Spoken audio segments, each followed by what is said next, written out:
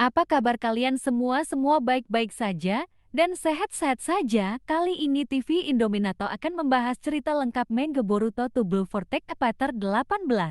Manga Chapter 18 diisi oleh matahari yang berisi cinta yang berbahaya kini dimulai. Kemudian Sumire berjalan menuju pintu. Di samping gambar terdapat kata-kata pertengkaran dengan Sarada soal Boruto. Yang muncul di hadapan Sumire yang tengah melangkah gontai adalah kemudian Sumire menekan sandi pintu ruang rahasia Amado. Setelah membuka, Sumire melihat Kawaki mencengkram Amado dengan tangannya. Kemudian Sumire berteriak, "Kawaki!" Kemudian Kawaki berkata, "Tidak perlu berteriak Sumire, aku masih waras, mungkin akan berbuat sedikit kasar, tapi aku hanya sedang mengobrol dengannya. Aku sudah tidak peduli soal dia mempermainkan tubuhku, tapi aku tidak bisa membiarkan dia berbuat senaknya. Yang berhak menentukan adalah aku sendiri. Ganti pengaturannya, ubah aku jadi spasial dalam menyerang. Kalau kau tidak berniat melakukannya, kau tidak dibutuhkan lagi, akan ku bunuh sekarang juga." Sumire berkata Kawaki. Kawaki berkata, "Aku serius, kau bisa tahu begitu melihat mataku ini kan? Jawablah dengan hati-hati jika kau tidak ingin mati." Amado berkata, "Mengigaulah saat kau tidur."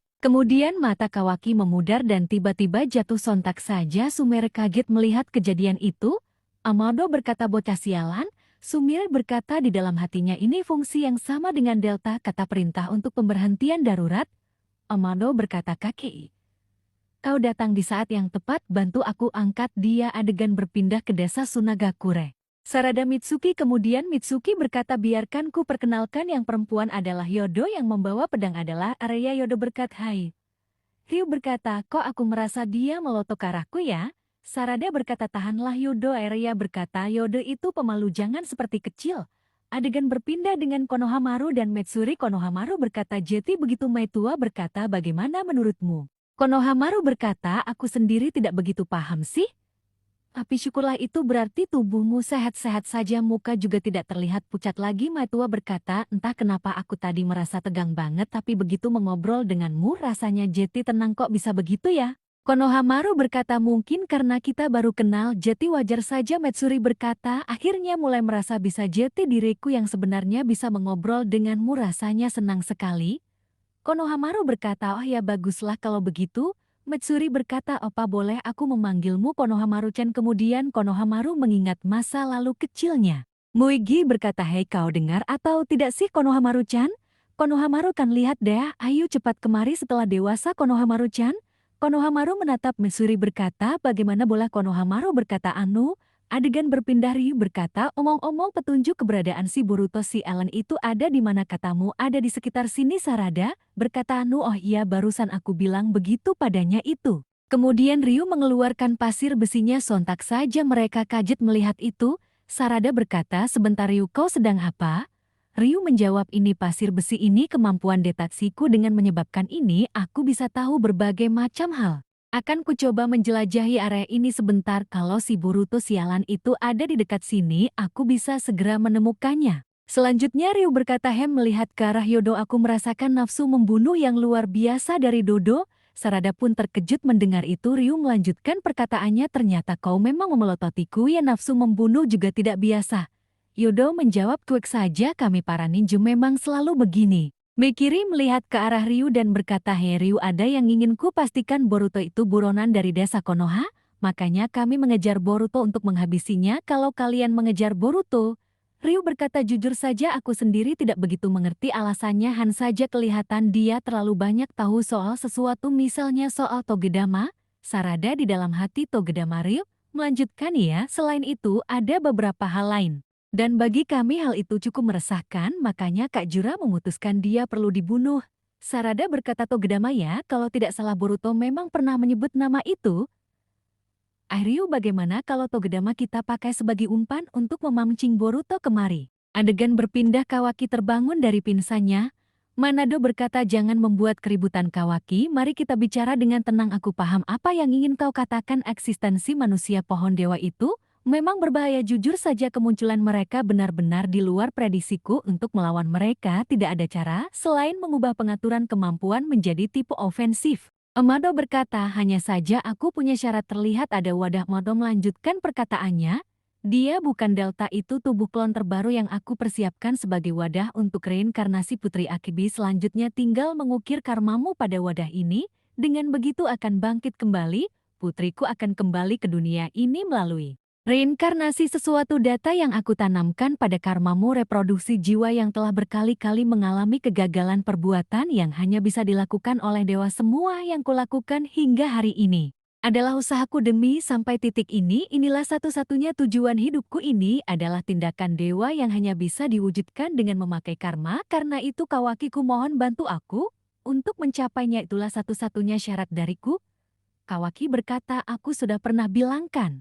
Seandainya putrimu yang bangkit kembali itu ternyata malah menjadi Otsutsuki, aku tidak akan ragu-ragu untuk membunuhnya. Amado berkata itu kemungkinan terburuk seandainya Akebi benar-benar bangkit kembali sebagai Otsutsuki. Awa boleh buat kalau itu terjadi, kau bebas bertindak semaumu tapi juga tidak akan diam saja. Kawaki berkata, Manado aku tidak bisa menerima persyaratan itu. Aku mau kau menarik keluar kemampuan lebih dulu. Aku tidak mau repot-repot menambah orang yang berpotensi jati musuhku.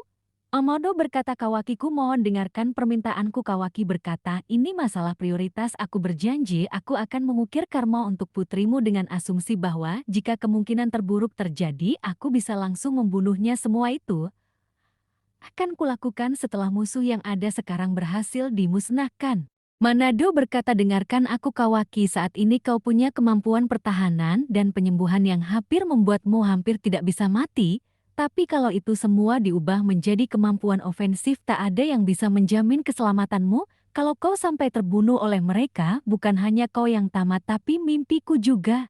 Kawaki berkata dengar ya, yang aku inginkan itu bukan jaminan hidup, tapi memperbesar kemungkinan untuk bisa berhasil membunuh mereka. Amado, kau tidak perlu mengkhawatirkanku untuk membunuh monster itu.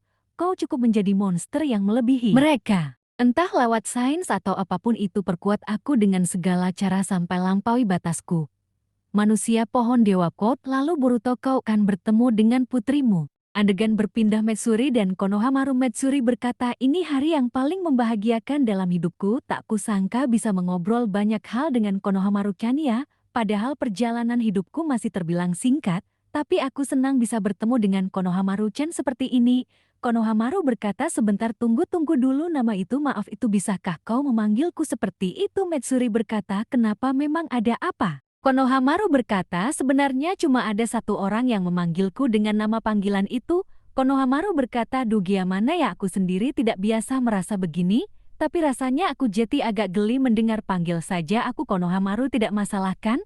Metsuri berkata cuma ada satu orang, siapa orang itu? Konohamaru berkata kurasa itu bukan hal yang penting. Metsuri berkata jangan-jangan orang yang kau maksud Moegi Kasa. Matsuri sontak saja. Konohamaru kaget. Metsuri meneruskan benar begitu ya, hei kau dan perempuan itu sebenarnya seperti apa hubungan kalian? Jawab aku Konohamaru Sarutobi. Adegan berpindah. Ryu berkata benar juga, kita bisa pakai Togedama sebagai umpannya. Mantap, jiwa ide yang bejis. Kemudian Ryu mengeluarkan Togedama dari tubuhnya ke atas, lalu Sarada berkata Togedama sama dengan yang kulihat waktu itu. Arya berkata benda itu. Yodo berkata Togedama. Ryu berkata kira-kira bakal terpancing tidak ya? Arya berkata Yodo jangan. Akhir Yodo mengambil Togedama dengan tangannya berkata badanku kenapa aku tidak bisa bergerak? Ryu berkata ternyata benar-benar terpancing ya, sudah kuduga bakal begini. Mitsuki berkata tidak sebodoh itu ya. Sarada berkata pasir besi. Ryu menyelubungi tubuhku. Ryu berkata para shinobi sekalian ini jahat sekali, kalau dikhianati seperti ini aku bisa trauma loh, kurasa kalian harus diberi hukuman. Sarada berkata tubuhku bergerak sendiri. Mitsuki berkata ini gara-gara pasir besi, dia mengendalikan kami dengan pasir besi layaknya Kugutsu. Sarada pun menyerang Yodo. Tiba-tiba ada sebuah kilauan. Sarada berkata tubuhku bisa bergerak bebas pasir besinya terhempas. Rya mengeluarkan jutsu Jitatsu Ryufujin Shinki. Ini adalah jurus yang kubuat sebagai teknik gabungan. Kita tak kusangka aku harus menggunakannya di saat seperti ini. Pinjamkan kekuatanmu padaku dalam pertarungan ini, hai Shinki. Ryu berkata, apaan tuh? Curang. Di bawah gambar ada tulisan pedang penyegal butiran magnet besi dan di samping gambar terdapat kata-kata pasir besi. Ryu tersapu bersih oleh jurus pedang yang ditempa bersama sang kawan. Lantas bagaimana dengan Konohamaru yang sedang dalam bahaya? Ikuti ceritanya sampai ketemu lagi di video berikutnya.